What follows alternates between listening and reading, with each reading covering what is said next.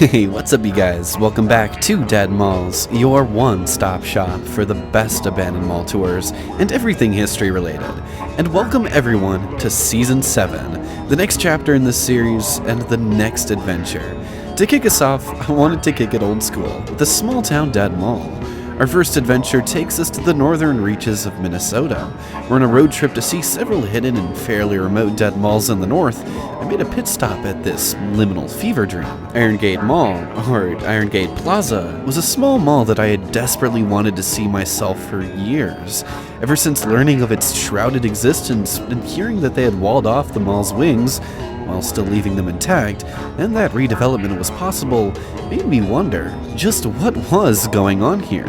Unsatisfied with any answer that wasn't gonna be my own, and I eventually ended up making the 6-hour drive up to Hibbing, Minnesota to see it for myself, tour for you all, and tell the story of this small forgotten dead mall. So join me today as we begin a new chapter and see just what Irongate Plaza has in store for us.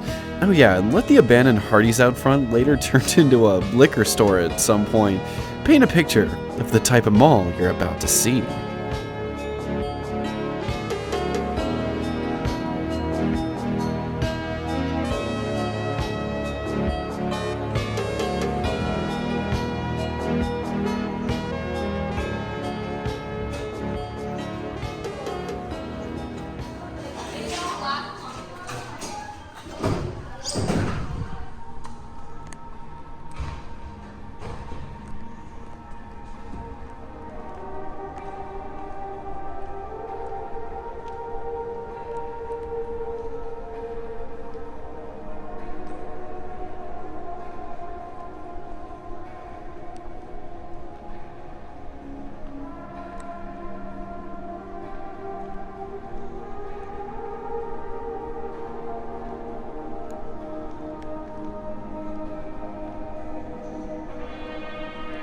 This mall, through each of its segmented areas, was just completely dead silent. So I'll let the muzak tonight reflect that, and the quiet, calming atmosphere that it had.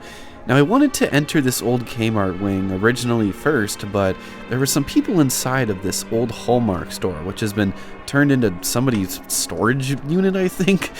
So I did that later, but first we'll head down what was formerly the JCPenney wing and see a lot of retro stores, a lot of which opened with the mall, and with that we'll get to the mall's history.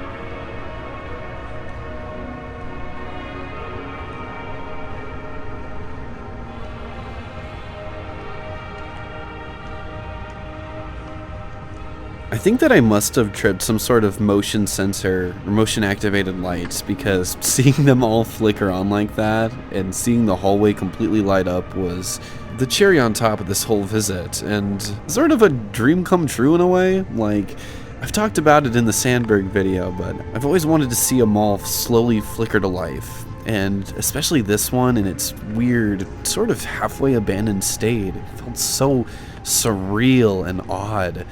Especially looking inside this old Sears, which literally looked like some sort of portal or gateway into the literal backrooms themselves. Anybody want inside?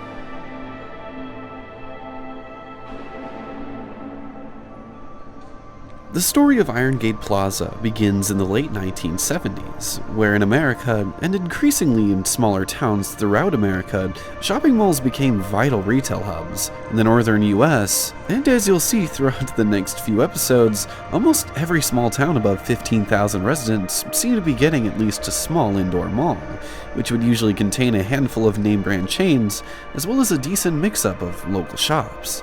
A big player in this game was Ohio-based developers Diversified, whom had been eyeballing a small growing town in rural Minnesota called Hibbing, whom had a population of 20,000 and growing.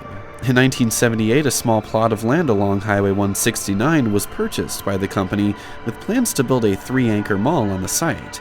On August 11, 1978, with confirmed anchors Kmart, Bostix, and JCPenney, groundbreaking would officially occur, and construction began shortly after. The site of the mall, formerly woodlands and the Iron Range, was as rural as it could get, but soon the hills and trees would be cultivated into a fairly large for its area shopping mall. Irongate Mall, as it would officially be called, named after its Iron Range heritage, was planning its grand opening, which was set to take place by late summer of '79.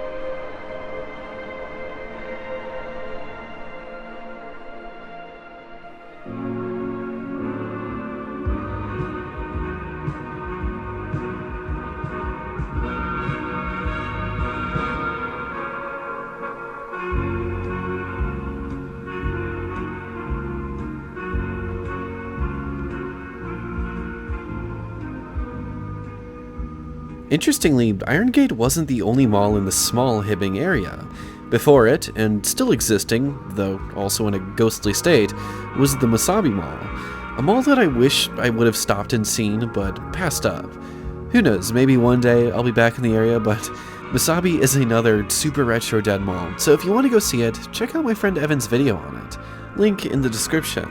Now, as we get to the mall's opening, we head into the old, abandoned Kmart wing. Also blocked off, this wing once contained dozens of wooden clad storefronts, which you'll see through an upcoming photo.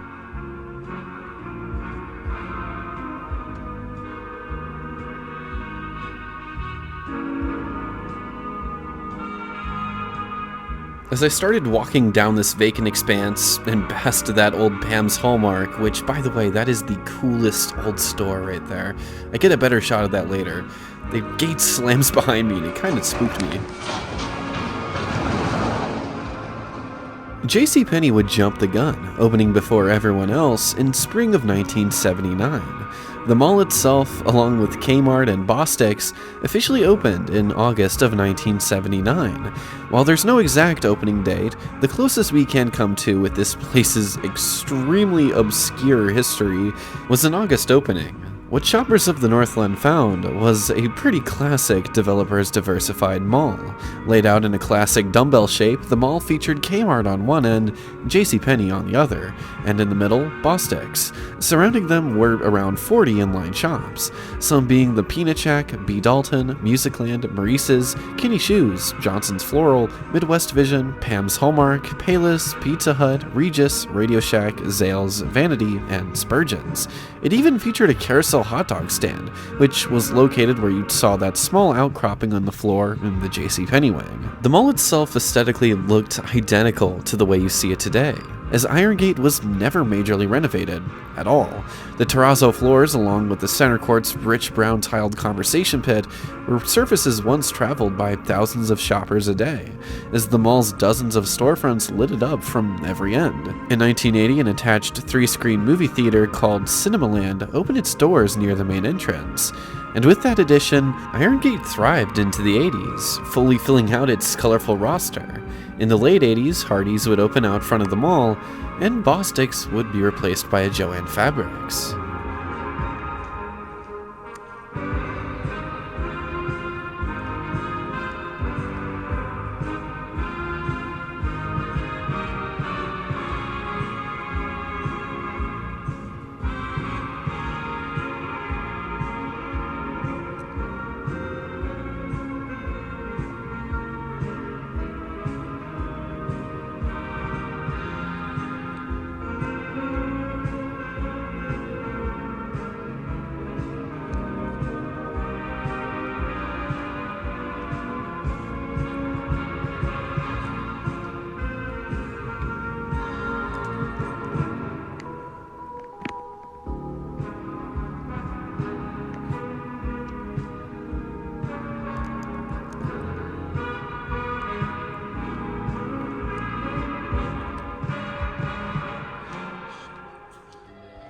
Planning a summer vacation?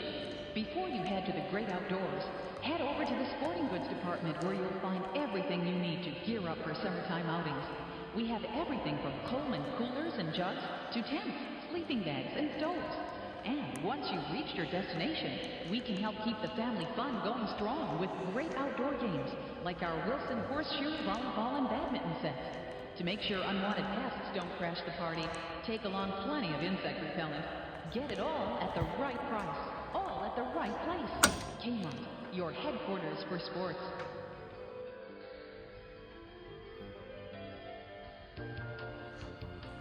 Attention shoppers, what is easy to give and easy to use? The Kmart gift certificate. The alternative gift with a personal touch that permits the receiver to select their own gift.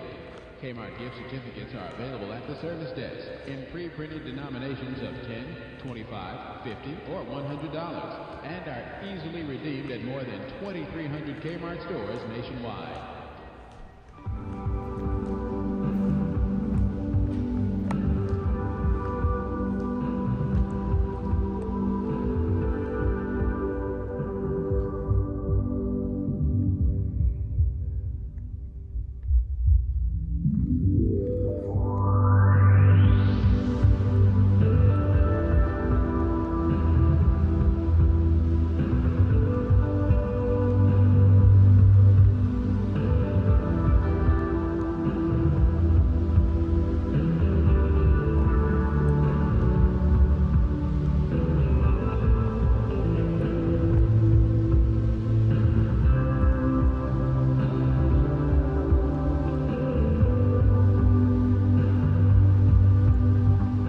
In 1992, developers Diversified would sell the mall to a company called Irongate Enterprises, who would only ever embark on a small exterior renovation, giving the mall its iconic green and red stripe, which is still visible from the backside.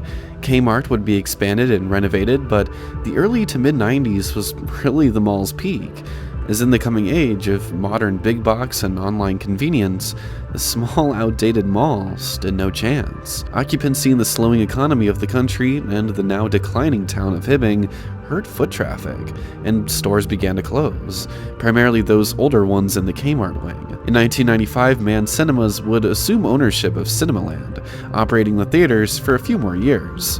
In 1997, occupancy was reportedly sitting at 70%. However, this number would plummet, as Irongate soon met its end. In February of 2001, a brand new Walmart Supercenter would open right next to the ailing mall, seemingly sealing its fate, as Walmart featured all of the modern shopping conveniences all under one big store, whilst Irongate just below was struggling to attract stores and losing its options to the new competition. Kmart, who apparently saw the writing on the wall, and who was in exodus of several of their rural stores, would close their doors on the east side of the mall in 2002, spelling trouble for the remaining stores in that wing, which would all close by the mid-2000s. The old Kmart facade, painted a nice scenic cloudscape, would never be reoccupied, and the massive building, now gutted, has remained abandoned since. The loss of Kmart had definitely cast a spell of doom for the now outdated mall, as with lacking ownership and closures taking over the other areas of the mall, The end of Irongate seemed imminent.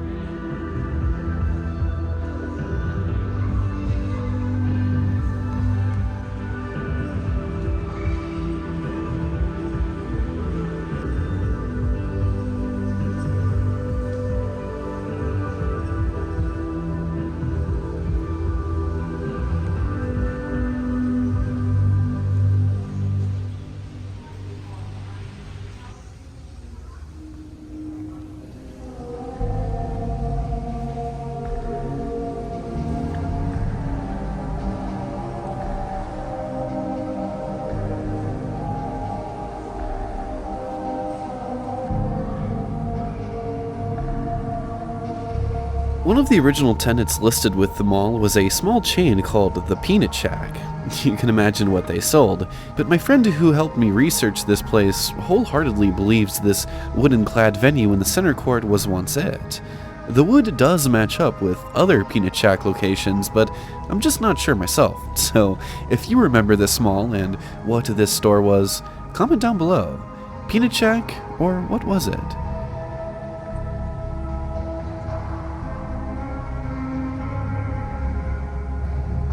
In 2006, Mann would close the old three-screen mall theater, which would quickly be turned into a Peebles. By the following year of 2007, and the mall was at an alarming 50% occupancy, and store closures now plagued its entirety. In December of 2007, after several months of work, Irongate Mall would officially become Irongate Plaza, and a striking new palette of warm colors would brand its facade. New exterior entrances to stores were constructed, and owners were hopeful with these changes, and the new restrooms in the center court, that it would be just enough to bring life back to the mall.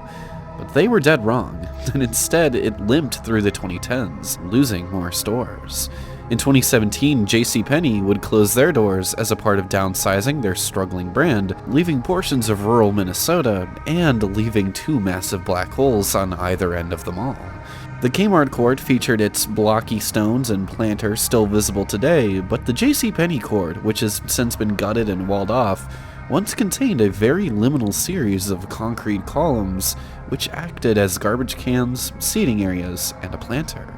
In 2018, Sears' hometown, whom had operated a small store out of the JCPenney wing for several years, would close their doors. In 2019, Peebles would also close up shop, leaving both the Kmart and JCPenney wings completely vacant. The only remaining stores were what you see now. A small nail salon, which is operating out of the old Claire's in the center court, as well as a Christian gift shop, and Joanne. In 2020, a Duluth businessman by the name of Greg Fulmer would buy the mall with plans to turn the empty Kmart and JCPenney wings into exterior big box. Around this time, the walls blocking off either side were put up, with doors allowing access to the closed parts of the mall, while also painting the mall a boring beige on the outside. Plans have inevitably stalled on the new big box idea for the mall, and as of 2025, it continues to limp along, with Joanne Fabrics now expected to close their store as a part of the company going out of business within the coming weeks.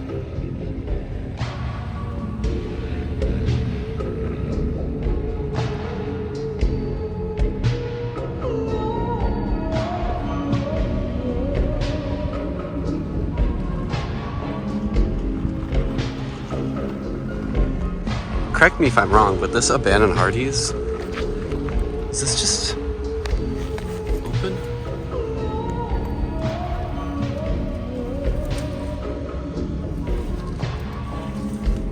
Ew.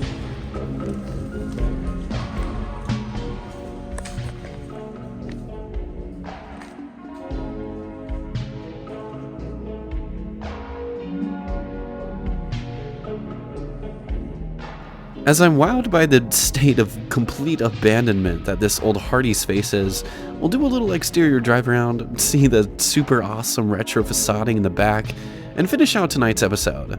So who knows what the future holds for this tiny retro relic. Irongate Plaza was such a fantastic and wonderful visit, and I'm so glad that I was able to see it in its current state and get into the closed off areas. I've seen many other YouTubers who walk into this mall and completely ignore what once was.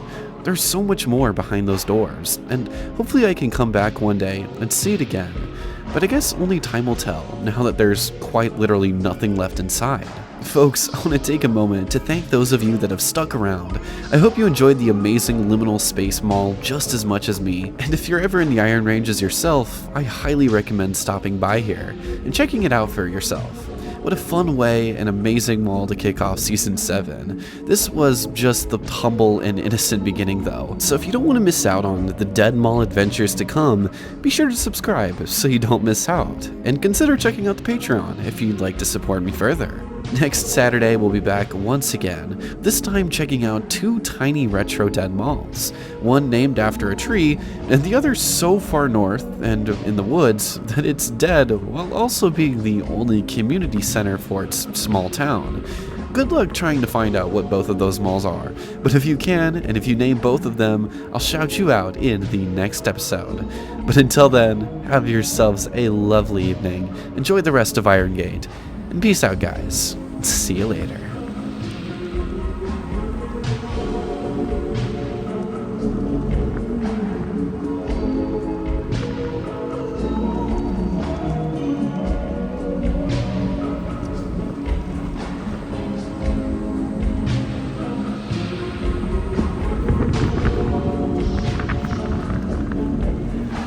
Oh my goodness, it's working.